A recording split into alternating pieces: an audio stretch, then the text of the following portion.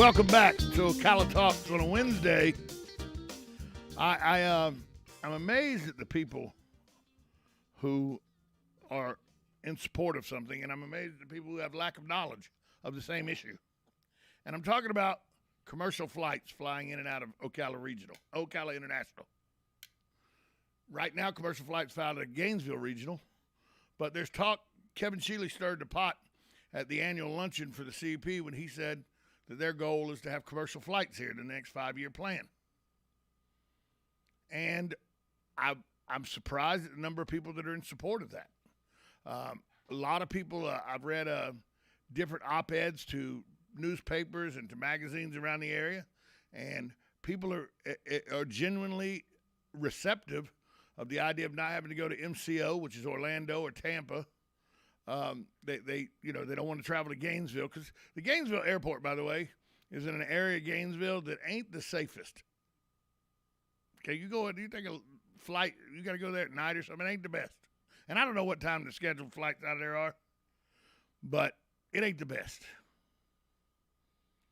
So, does commercial air flight make sense in Ocala? I think so. Could it be supported? Well, according to everything I've read from people with letters to the editors and all of different newspapers and different magazines, there's a lot of support for commercial flights. Now, mind you, there would probably be no non-stops like to Vegas or something like that. You'd probably get flights that would go like to Charlotte, Atlanta, and maybe Houston, maybe New Orleans, and then you'd get on another airline. I don't think there'd be any real cross-country, nonstop flights. There may be, but I wouldn't think. But then it's also the lack of knowledge people have about the Ocala International Airport. I read one op-ed piece where a guy goes, "How are you going to have commercial airlines flights there? The runway's not long enough. It's only for private jets." Wrong. One of the requirements to be an international airport is to link the runway. Donald Trump landed Air Force One right here at this airport. That's a 747. It'll take commercial air flight with no problem. But is it a viable option? Do you think enough people will use it? Would you use it? 622-9622 is the number to call. Is commercial flight something that you think we need here in Ocala? If it wasn't cost prohibitive, if it was within $100 of what it would be if I had to travel to MCO, to Orlando, even $150. That might be worth it to me, just not have to have the trouble of going to Orlando or to Tampa. Because think about this. Let's say you're going to take the 1-hour flight to Atlanta from Gainesville. You got to drive to 45 minutes to Gainesville. You got to park. Takes you about 20 minutes to get through security because it's not a very busy airport. So you're an hour and 5 minutes in. Then you got the hour flight. Then you got it in Atlanta. Then you got the hour flight back. Then you got 45-minute travel back. But that's not as bad as when you have to go to Orlando. Say you're going to somewhere in Orlando. You got to get there 2 hours ahead of time because of how busy it is. So you need to leave from here an hour and a half before 2 hours. So you got to leave here 3.5 hours before your flight's ready to take off, to make sure you get to security within 2 hours so you can, get to your flight. That's 7 hours. That's 3.5 hours there. Then to get off the flight, you get your luggage and then back, that's an hour, then back's an hour and a half. That's 2.5 hours. You're giving up 6 hours to fly out of Orlando. If you live in Ocala, the Ocala International Airport is about 20 minutes from everywhere for everybody. 20 minutes here, park your car. If you live in the farthest reaches of the county, 20 minutes.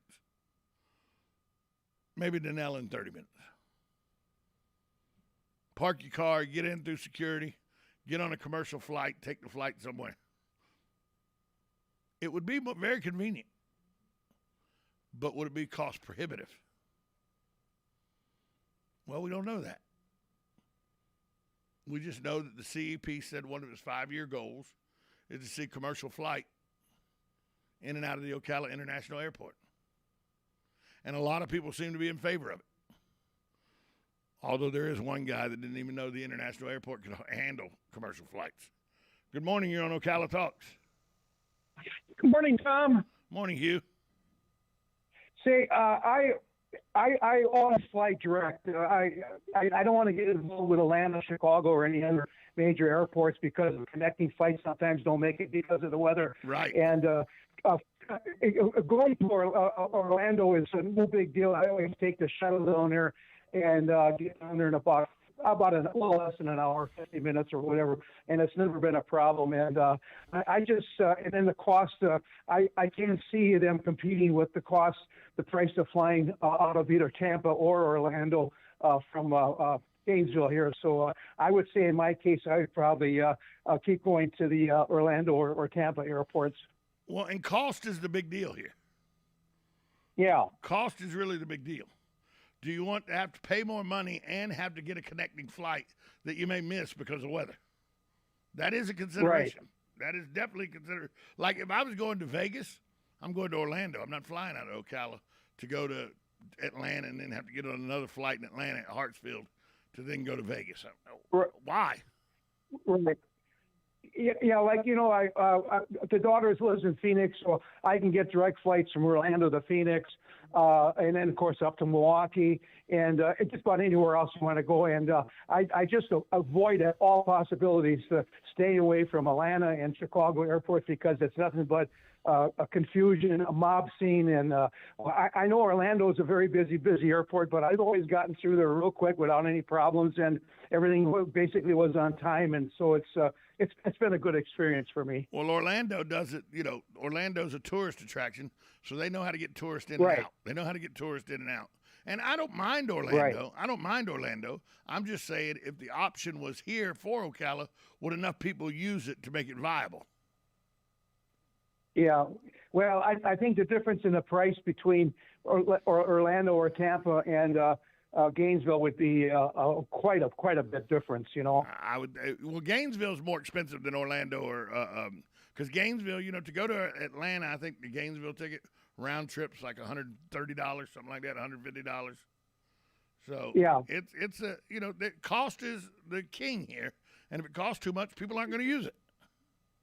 Yeah, I know a lot of times just direct flights from Orlando to Milwaukee, I can fly $250, $275 round trip. Oh, there you go, and get you, and they serve beer on those flights. And not only that, you're there in 2.5 hours, ready to go. There you go. Thanks for the call, Hugh. Okay, thank you. Yeah, see, there's somebody that thinks that it wouldn't be viable to have commercial airlines here.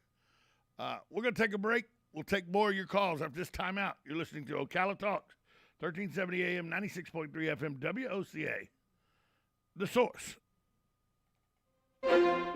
We don't need to tell you, you already know it. Inflation is all around us, but not at Bob Wine's Camellia Gardens in Ocala. Bob Wine's is holding its prices, still using the same price tags as last year and the year before. You want proof? Bob's famous dwarf ever-blooming red ruffle azaleas, he's sold thousands